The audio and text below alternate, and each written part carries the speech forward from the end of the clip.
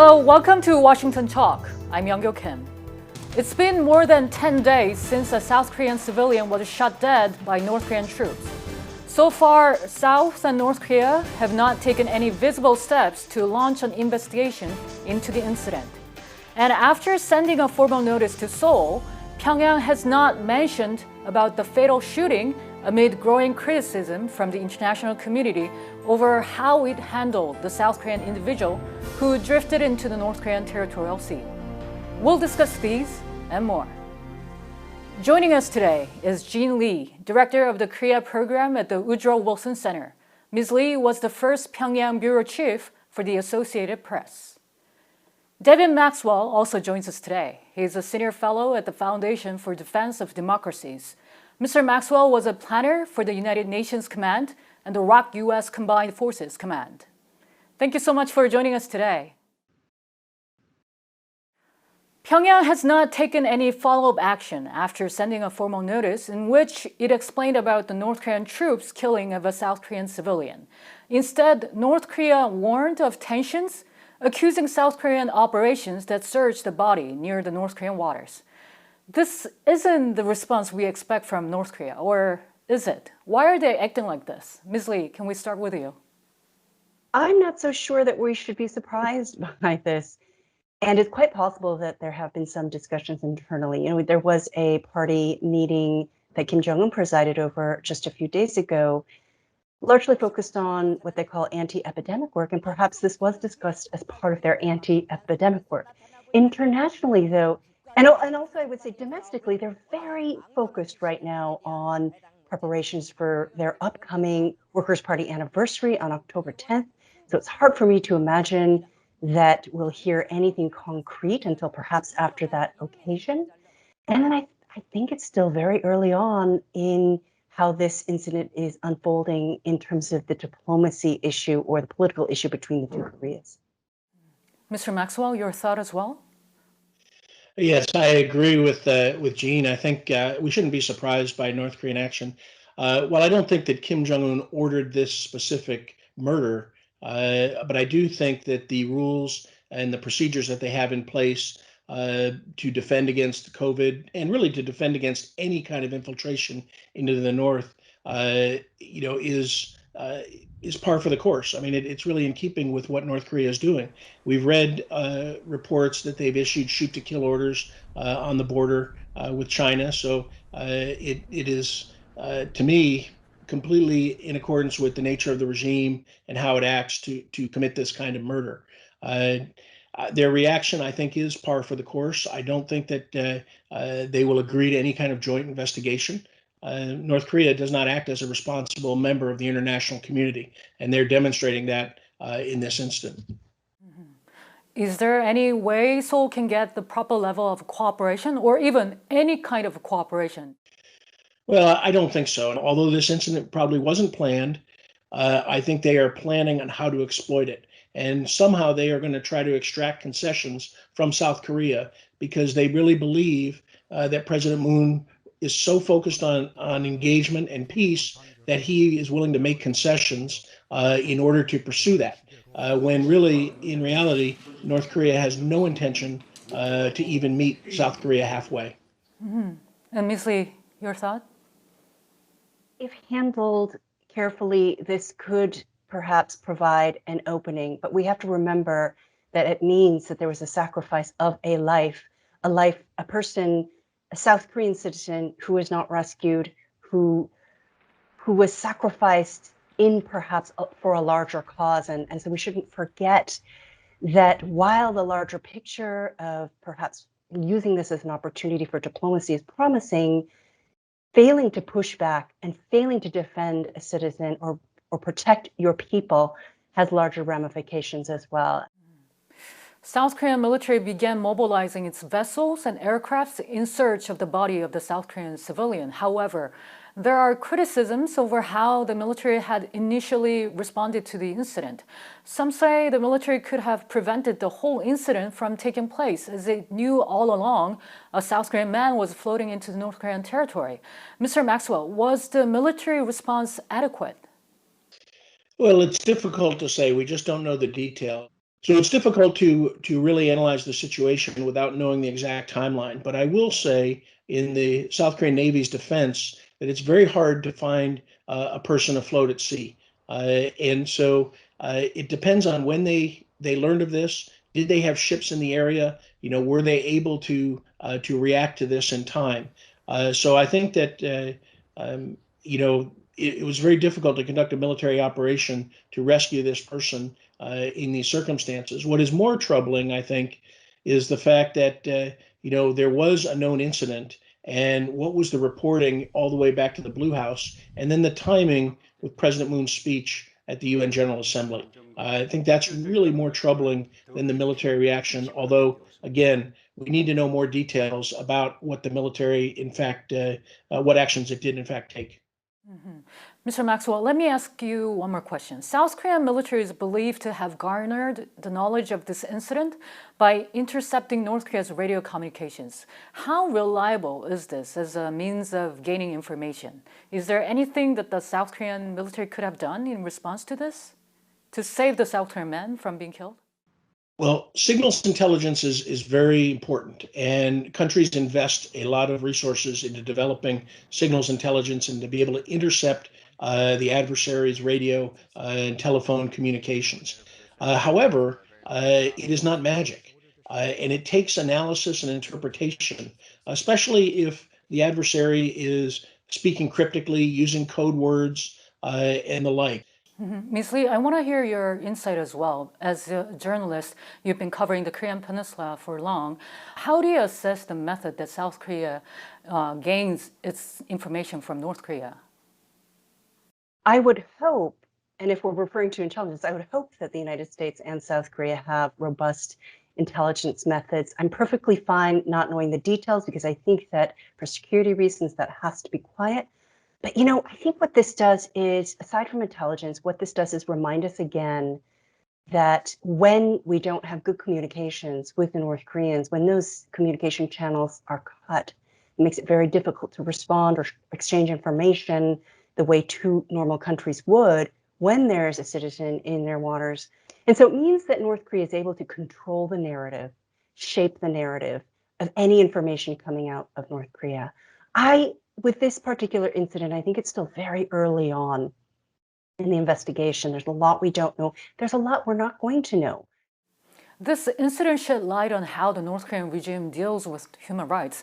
Ms. Lee, you have years of experience actually living inside North Korea. And we have heard a lot about North Korea's suppression of human rights, but is there really no way for North Korean people to voice their grievances when their rights are violated? Is not normal for us. The execution-style shooting of a tourist who's just gone for a walk in the middle of the night. And I think this reminded me of that incident and just of the difference between North Korea and the rest of the world in terms of what kind of behavior is acceptable. So I think it reveals to us how harsh life is, and that these types of summary executions or killings might be and are probably very much a part of daily life in North Koreans. One thing that has always struck me in talking to escapees from the North is their lack of understanding of human rights as we know it, because many people in the North have no conception of human rights. What is the Universal Declaration of Human Rights, and what are they entitled to as human beings, and the dignity of human beings? That doesn't exist inside North Korea. And so while we as outsiders who live in the free world, just can't imagine why they don't resist and why they don't stand up for their rights. When you don't know what your rights are, it's very difficult to stand up for those. Mm-hmm. And so I think that we have to understand the difference between Koreans in the North and Koreans in the South. Mm-hmm. UN Special Rapporteur Thomas Oheya-Quintana told VOA that he doesn't consider North Korean leader Kim Jong-un's expression of regrets as an apology. He said it is because Kim declared that the North Korean guards didn't infringe instructions and regulations when shooting the South Korean man. What is your take on this, Mr. Maxwell? I agree with the Special Rapporteur. I think that this was a non-apology apology. I think that, we've even heard reports that the crew of the NKPA that conducted this murder was actually praised and rewarded with time off. So I think that this was a non-apology apology. And I think that in addition, the subsequent threats against the South, warning against sending ships to look for the body, is really typical North Korean actions where they're going to raise tensions based on this incident. And really, it served as a rebuke of President Moon. And I think that, although it is interpreted as apology by many, it was a rebuke of President Moon and his desire for engagement. And so I think we really have to keep that in mind. Ms. Lee, what about you? Did you take it as an apology? What Kim Jong-un said? So one thing that's reassuring, it is reassuring in a sense to know that there's some communications that the president and the leader of North Korea have a way to communicate. However, I don't think we should be, I think it was a really savvy move by Kim Jong-un, but I don't think we should lose sight of the fact that despite Kim Jong-un's apology for what he called an unsavory situation or unsavory incident, that there was a brutal shooting and killing of a South Korean official at the maritime. So I think because North Korea and the leader, they keep themselves so reserved and so hard to access and to reach, that when they do reach out, people tend to get a little bit, what is the word, overwhelmed by that. And it tends to cloud our judgment when it comes to what's actually happening. So I just want to make sure that we remember the brutality of this incident and not be kind of wooed by this overture by Kim Jong-un. Because he's, again, as you point out, he's apologizing for possible friction. He's not apologizing for the act itself. Mm-hmm. In order to hold North Korea accountable, some international law experts say the family of the South Korean victim can file a complaint to the United Nations. They say it could put North Korea under more pressure from the international community. Do you think this will work, Ms. Lee? I think we can look at the past pattern, including numerous UN Security Council resolutions banning North Korea from developing its ballistic missile and nuclear weapons program, and their complete defiance of that as your answer to whether they would respond or behave differently based on any pressure from an international organization. That they don't follow international norms or international rules, and they stick to their own schedule, to their own rules. And this is a reminder of that no matter how many inter-Korean deals we have or armistice agreements or UN Security Council resolutions, that they're still on their own time scale according to their own set of values. I think in South Korea, I think that the family should, file a suit against North Korea. And from what I understand, there are actually royalties for North Korean broadcasts that are collected when South Korean news media broadcasts from North Korea. And so there are actually funds that are collected as royalties. Maybe those could be attached and provided as compensation to the family. But I think that South Korea really needs to pressure North Korea, through legal means, diplomatic means. They need to pay the price. And I think that kind of pressure is very important. Well, as you two mentioned, at the end of the day, South Korea is the country that is directly concerned. How did South Korea do in terms of addressing the issue so far? And what is the next step South Korea should take? Mr. Maxwell? I think South Korea's position is really clouded by the Moon administration's vision for engagement. And I think they have put that as a priority. And I think that puts them in a weak position in regards to North Korea, because North Korea thinks that they can act. So I think that South Korea really needs to reevaluate its policies and really its assumptions about Kim Jong-un. And the assumption is that he does want peace. He does want an end of war declaration. He does want engagement. And I think that these actions illustrate that he does not want the same things as South Korea. And therefore, the Moon administration should really adjust its policies and strategy to take into account that the assumptions that President Moon has made for the past almost 4 years are erroneous.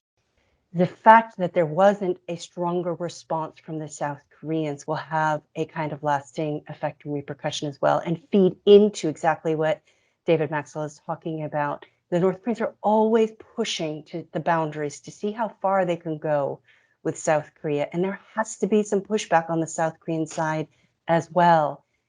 Even if what you want is peace on the Korean Peninsula, because they need to know what the boundaries are, and in this case, defending the life of a South Korean citizen should be very important. Meanwhile, the United States seems to be very prudent on this issue. Deputy Secretary Biegun said it was a tragic incident that was deeply disturbing to the Korean people and certainly to the United States. But he didn't go further than that. Why do you think that is the case, Ms. Lee? It's difficult to talk about these things because we have heard that the Secretary of State is heading to the region, and so clearly this is something that they're going to discuss. And in a sense, I want to sit back and wait to see how things unfold. And it's a delicate dance. I think the United States has to recognize as well that this is an inter-Korean issue. Also, it is taking place in those very sensitive, disputed waters along the NLL. So it could involve some discussion with the UN command.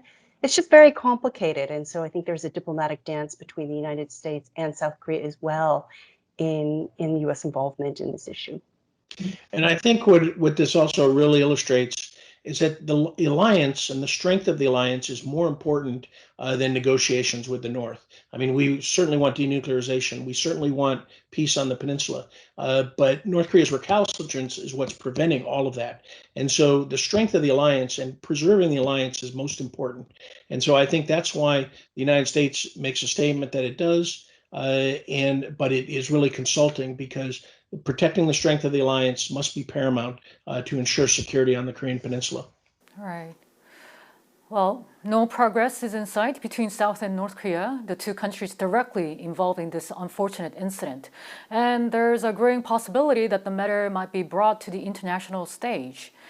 What we know for sure is that a reliable member of the international community will not refuse to accept its responsibility for its actions. Ms. Lee and Mr. Maxwell, thank you both very much. I appreciate your time today. Thank you very much. And that does it for this week's Washington Talk from Voice of America. Please join us again next week for more analysis.